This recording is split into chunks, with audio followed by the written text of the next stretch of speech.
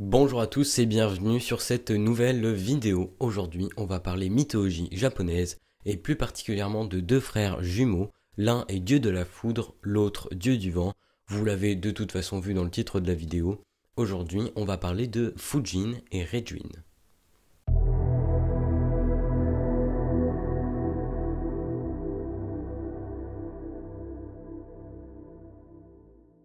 Et petite parenthèse avant de commencer la vidéo, pour ceux qui ne me connaissent pas, je suis Mythologia Historia, une chaîne sur la mythologie et l'histoire en rapport avec celle-ci. Donc si cette vidéo et mon style de contenu vous plaît, n'hésitez pas à vous abonner en activant la cloche pour ne rater aucune de mes prochaines vidéos ou autres projets. Pour commencer, je vais vous parler de Reijin, aussi connu sous les noms de Kaminari-sama et Raiden-sama. Il est le dieu japonais de la foudre, de la lumière et des tempêtes. Il s'agit d'une des divinités les plus craintes de la culture japonaise. Et au Japon, les adultes disent souvent aux enfants de se couvrir le nombril lorsqu'une tempête approche, car Reijin pourrait le manger.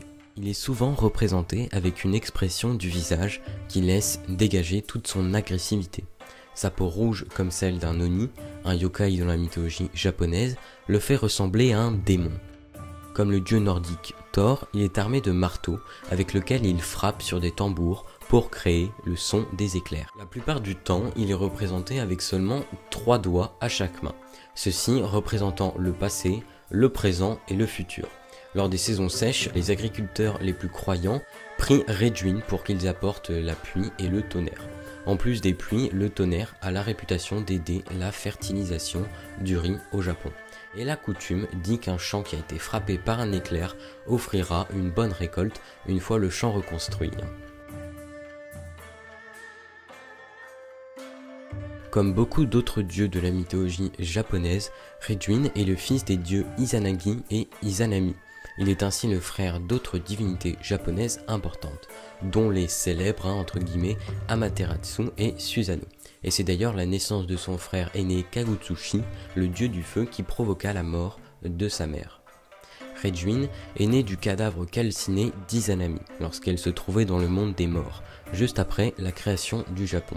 Plus tard, sa mère lui aurait demandé de ramener Izanagi, son père, dans le monde des morts, après qu'il l'ait abandonné en voyant son cadavre.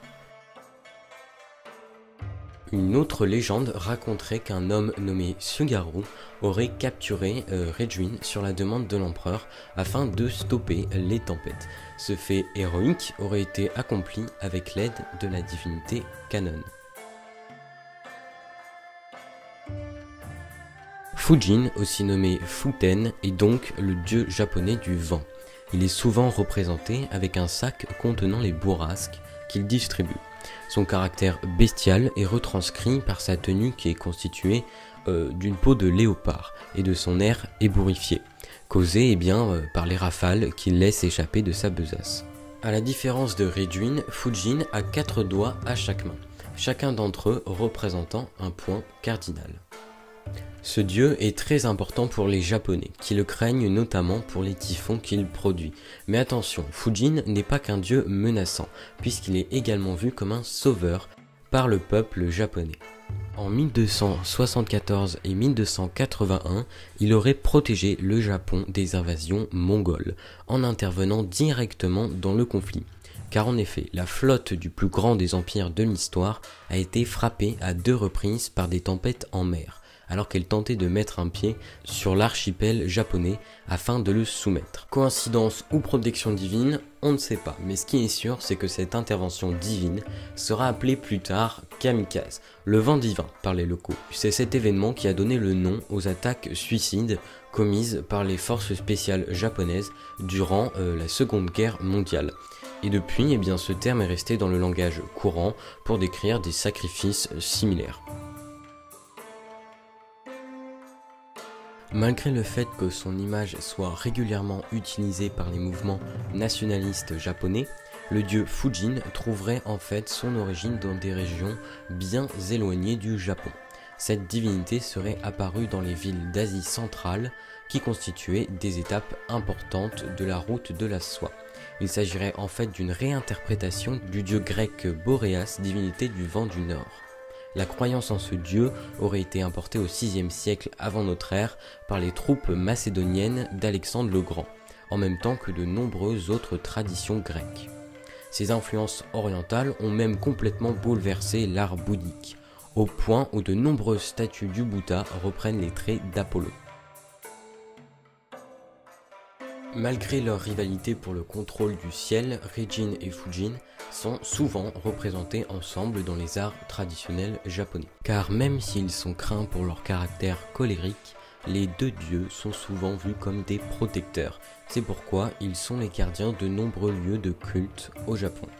Comme sans doute le plus connu d'entre eux, le temple Sensoji dans le quartier d'Asakusa, à Tokyo, où leurs deux statues gigantesques surveillent le plus vieux temple de la capitale japonaise depuis sa porte d'entrée. Les œuvres populaires du XXe et XXIe siècle qui s'inspirent de Reijin et Fujin se comptent par centaines. Il est impossible de tous les mentionner dans cette vidéo.